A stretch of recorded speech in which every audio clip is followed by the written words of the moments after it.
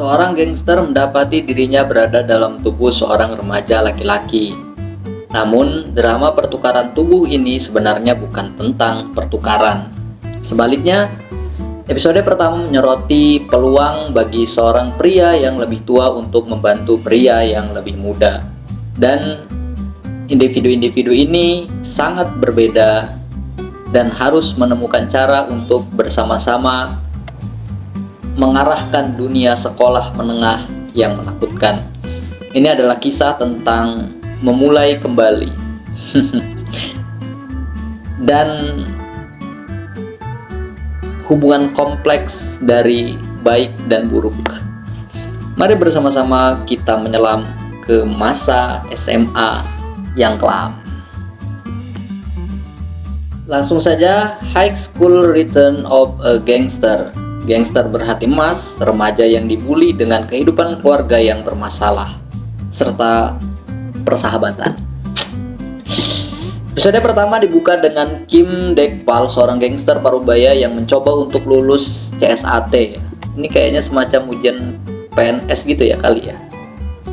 Benerin kalau salah, oke? Dekpal adalah kumpulan kontradiksi dan keanehan.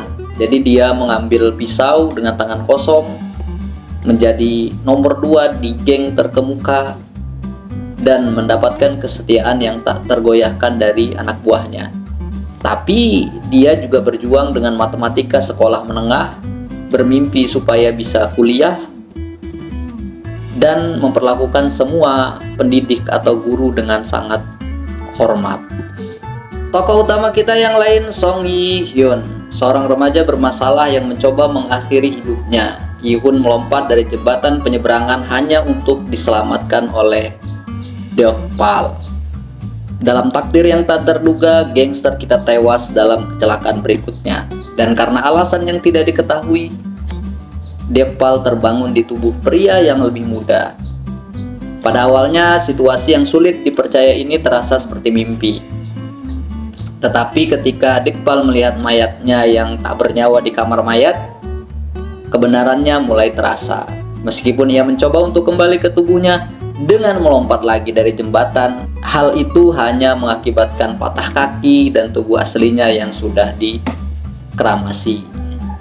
Jadi ya udah. Dengan keadaan ini, Dekpal menerima kenyataan barunya dengan cukup cepat. Ya mungkin karena dia gangster dewasa dan bijaksana ya. Jadi dia bahkan menginginkan jiwa asli dari tubuh itu untuk kembali, karena melihat tubuh itu masih muda dan memiliki masa depan yang panjang serta gemilang. Gangster kita di sini bukan untuk mulai hidup baru, melainkan membantu Yi Hun dengan hidupnya. Meskipun Dekpal juga menjadi korban kecelakaan malang ini, dia tidak pernah sekalipun menyalahkan siswa muda tersebut atas apa yang terjadi, dan mendoakan masa depan yang gemilang. Masa depan di mana si murid tidak perlu lagi mencoba untuk mengakhiri hidupnya. Wih, keren banget Dekpal ini emang. Maka dimulailah cerita. Dekpal dengan sungguh-sungguh mempelajari sedikit demi sedikit sejarah Yi Hun. Dari tablet, ada buku hariannya, dan ternyata sangat berantakan. Dari buku harian remaja, ya dari tablet yang di dalamnya ada buku, dari tablet yang ada catatan harian remaja tersebut, Dekpal mengetahui bahwa Yi Hun dibully di sekolah, ditolak oleh teman-temannya karena rumor yang kejam, dan merindukan persahabatan yang tidak dapat diperoleh dengan teman sekelasnya yang lain. Adapun keluarganya, Yi Hun ini adalah anak haram dan satu-satunya anak seorang ketua perusahaan konstruksi terkemuka, tinggal bersama ibunya yang pecandu alkohol dan diburu oleh sekretaris ayahnya yang haus kekuasaan. Jadi pada dasarnya anak malang ini nggak punya tempat untuk bernapas, apalagi berpikir dan menjadi dirinya sendiri. Ya walaupun kaya raya, hidup mentereng, punya segalanya, tapi ternyata privilege-nya tidak bisa ia gunakan. Namun semua beban emosi yang membebani Yi Hun menjadi bahan bakar bagi Dekpal untuk membalikan keadaan. Dan hal pertama yang dia lakukan untuk mengubah dunia adalah cukur rambut. Ya, karena rambutnya terlalu gondrong sehingga wajahnya ketutupan. Jadi dia pergi ke barbershop untuk cukuran. Dekpal juga memberi Yihun pakaian baru. Yihun jelas bukan satu-satunya yang melewatkan masa mudanya. Dan cara Dekpal tersenyum pada hal-hal konyol seperti mantel panjang menunjukkan bahwa keduanya mungkin merindukan hal serupa dalam hidup. Jadi ya Dekpal ini kan paruh baya ya, umurnya sekitar 40-an, 40 tahunan ya. Jadi kayak masa muda zaman sekarang itu bagaimana gitu, kayak dulu dia bagaimana, karena dia sendiri sekolahnya nggak lulus tapi dia pengen kuliah. Mengubah penampilan Yihun, meningkatkan kesehatan, dan membentuk otot adalah tugas yang mudah dilakukan oleh Dekpal. Tapi sayang, tantangan sebenarnya adalah lulus ujian. Untuk orang dewasa yang masih terjebak pada pertanyaan-pertanyaan sekolah menengah, bahkan untuk membeli buku, dia cari kesusahan, buku mana yang mau dibeli. Dan akhirnya Dekpal pun dapat bantuan dari siswa lain di toko buku ya. Anak laki-laki itu adalah Choi Se-kyung ya, teman sekelas Yihun yang di tablet hariannya dia pengen berteman. Tapi tentu saja Dekpal tidak tahu hubungan mereka. Adapun Se-kyung, dia mengenali Yihun tapi secara fisik, tapi segala sesuatu tentangnya jadi beda. Jadi dia cuma nganggap kayak dia cuma mirip doang. Pada saat tahun ajaran baru tiba, kaki Dekpal telah sembuh dan dia masuk dengan semangat dalam langkahnya. Baik teman-teman sekelasnya maupun gurunya tidak menyadari siapa dia sampai namanya dipanggil. Dan siswa lain bergumam tentang perubahannya. Masalah sebenarnya dimulai setelah absensi ketika penindasnya melangkah ke mejanya dan bertanya, mengapa dia mengabaikan pesan ketika liburan? Si pengganggu itu terkejut ketika Dekpal menolak untuk gemetar dan ketakutan, dan gangster kita menyeringai pada remaja itu dan mengatakan bahwa dia juga merindukannya. Asik sih drama. Dekpal meminta pertanggungjawaban pelaku intimidasi atas apa yang terjadi pada Yihun dan menuduhnya mendorong anak itu. Ya, meski tidak secara fisik ya, setidaknya secara emosional atau mental.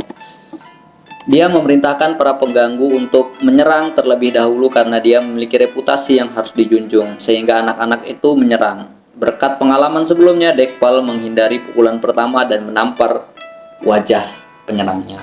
Namun ketika siswa yang lebih besar menyerangnya, rasa percaya diri Dekpal yang berlebihan dari kehidupan lamanya mengaburkan penilaiannya, dan dia terlambat menyadari bahwa dia tidak bisa membanting musuh-musuhnya seperti yang dia lakukan selama masa gangster. Dekpal kita akhirnya tersungkur di tanah, dan ketika pengganggu utama melakukan tendangan, Dekpal terlalu lambat untuk menghindarinya, dan dia jatuh pingsan dan menggerutu tentang tubuhnya. Meskipun saya tahu beberapa penonton tidak suka membandingkan adaptasi dengan materi sumbernya, namun rasanya saya akan lalai jika setidaknya tidak menyebutkan sumbernya. Ini diadaptasi dari web novel berjudul Jokokin Naega Godeng Hak Sangi Duet Somida milik horor ya, pokoknya itulah, nanti saya kasih gambarnya. Dan ini adalah novel BL atau boy love atau gay atau homo ya. Namun dalam tag yang telah ditulis di My Drama List ya, di situ tertulis censored adaptation of same sex original work. Jadi ini adaptasi yang disensor gitulah mungkin ya artinya ya. Jadi kalau yang di aslinya itu Yihun itu suka sama si Se-kyung. Karena itu maka dia dibully dan dikucilkan sama teman-temannya karena seksualitasnya begitu.